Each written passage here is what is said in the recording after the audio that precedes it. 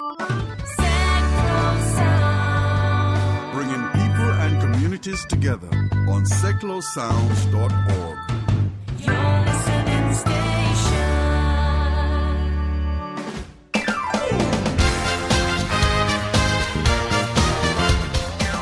Hi, I'm Terry Sullivan and welcome to this week's Sticks Radio Show. Hope you're well this Monday morning. I can't believe it's the last Sticks Radio Show of 2015. Where do the years go? Anyway, today on the show I'm joined by jazz and sort of soul blues singer Elaine Delmar. She's a local lady. She's going to be talking about her illustrious career. And also later on in the show I'm going to tell you about what's on. It's mostly pantos. In fact, it's nearly all pantos and Christmas shows still running. That's towards the end of the show. But first, let's hear from Ellen. And this is her version of Summertime. Summertime.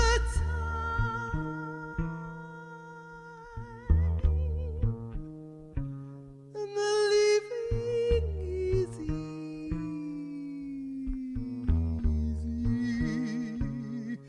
Fish are jumping.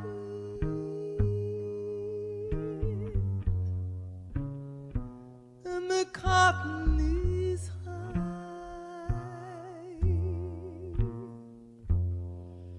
Oh, your daddy's rich, and your ma, she's good looking. So hush, little baby, don't you cry. One of these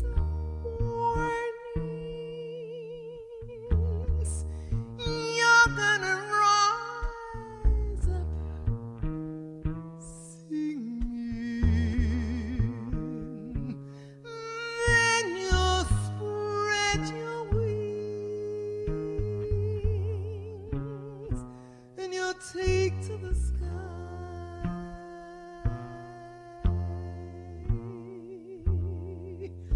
But till that morning,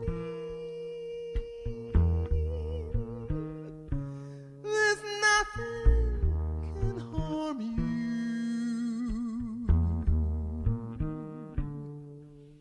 With mommy and daddy standing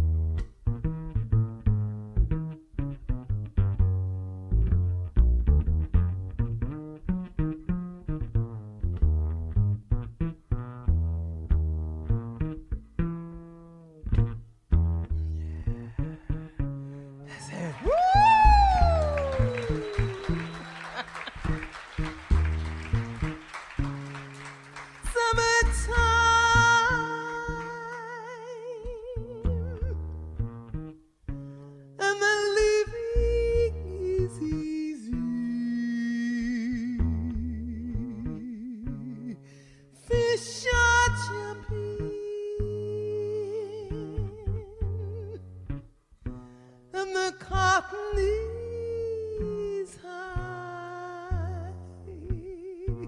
Ooh,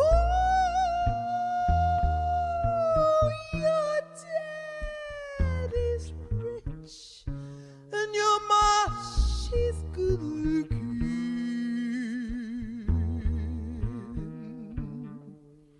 So hush, little baby, don't you cry.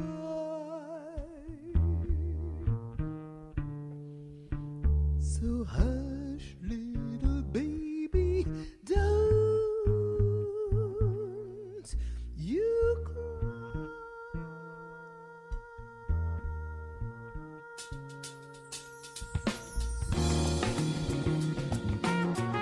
Hi, this is Andrew Ackerman inviting you to join me for Groove Lounge every Thursday night between 10 and 12 a.m. on Seclo Sounds, playing the very best in smooth jazz and soul.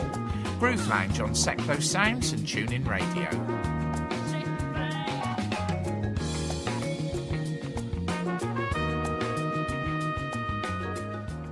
Today on the show I have jazz singer Elaine Delmar. Good morning, Elaine. Good morning. Hello. It's lovely to have you on, and also Thank you. it's lovely. You were born very locally to the area, or in fact in the area, in Harpenden. Yes, I haven't moved very far from North London. I was born in Harpenden. Harpenden because I was born at a very early age, as you probably know. Like most of us. And the bombs were flying around, and my mother was sent out of London. We lived actually in Camden Town, but my mother was sent out of London to have me. Mm-hmm. And that was where I was born. And in fact, I went back a few months ago and managed to find the house that I was actually born in. Really? Which was quite something, and it's now an old people's home. So if I play my cards right, I can come in and go out. I'm saying, so you started there. No, I'm not going to go that one. No. I love your humour, fabulous. And I mean, but your father was a big musician as well. Yes, he was a trumpet player with Geraldo's band and many other bands, Ambrose, Ted Heath, and he had his own band as well. Really? So he came to England. Actually, the first time he came was 1924. He came to the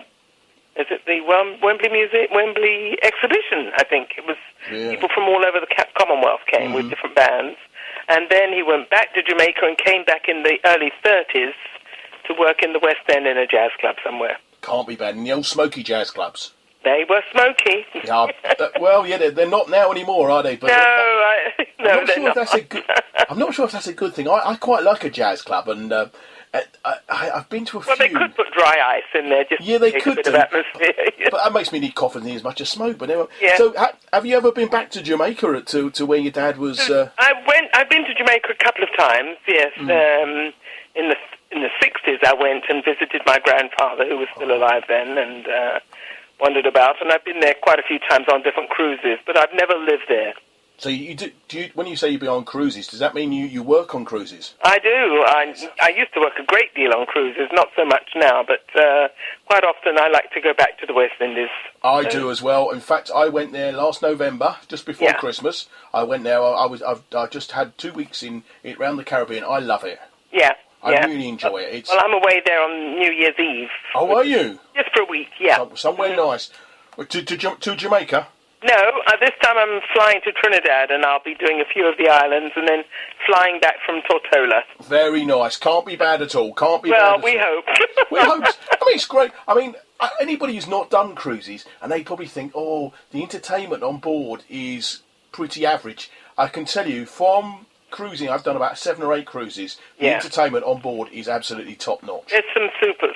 I mean, you get the odd act which you wouldn't want to see, but generally. And what is wonderful is, I think, particularly on some of the ships, the theatres and the standard of sound and lighting, the facilities are fabulous. And you play to a full house every night. Yeah, you do. Yeah. Which is amazing. But then the theatre in this country is doing very well for itself. So they are. It's particularly well. I don't know if you know, but I'm going to be in Radlett. Yes, you are. The end of January. You are indeed. I know that the pantomime there is at the moment is practically sold out completely.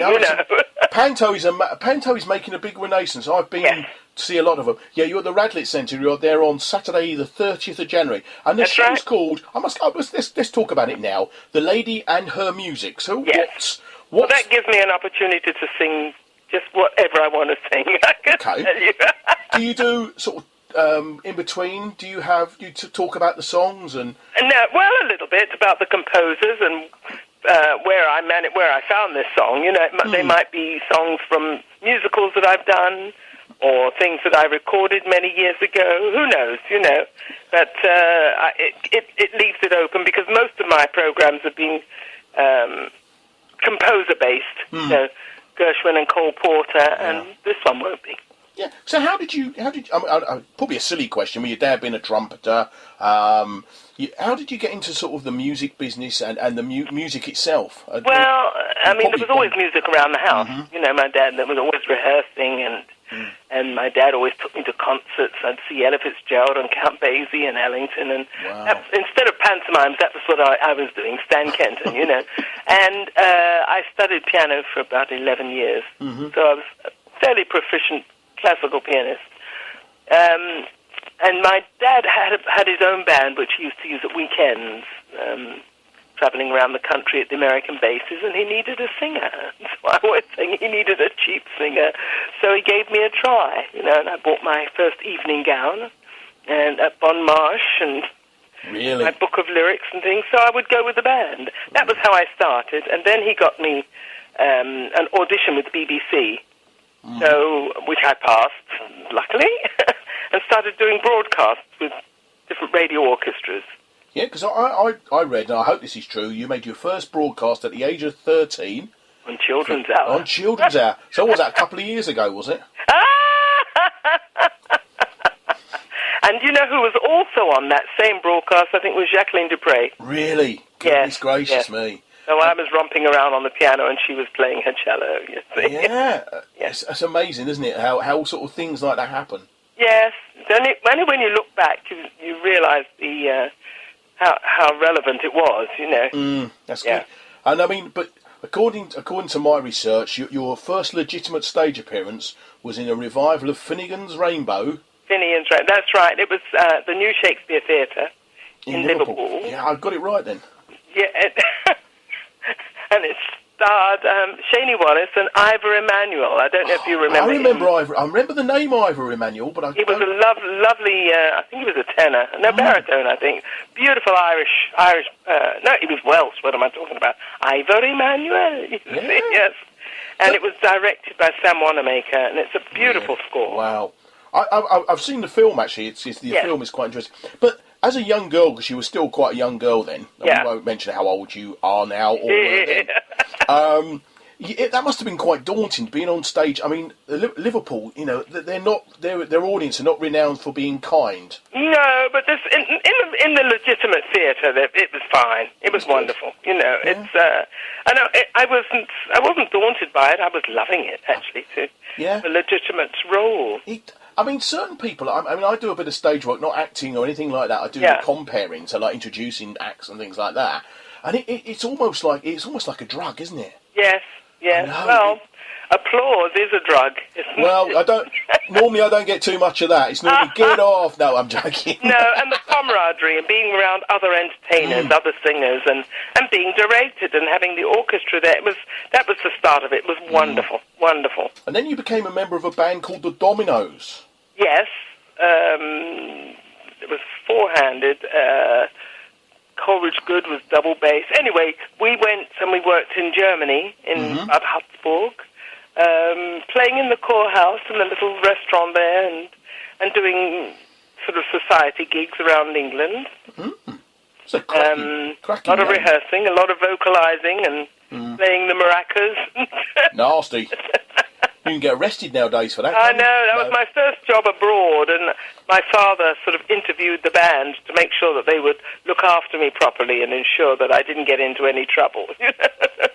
Okay, well, I'm saying, and of course you didn't. Well, we tried.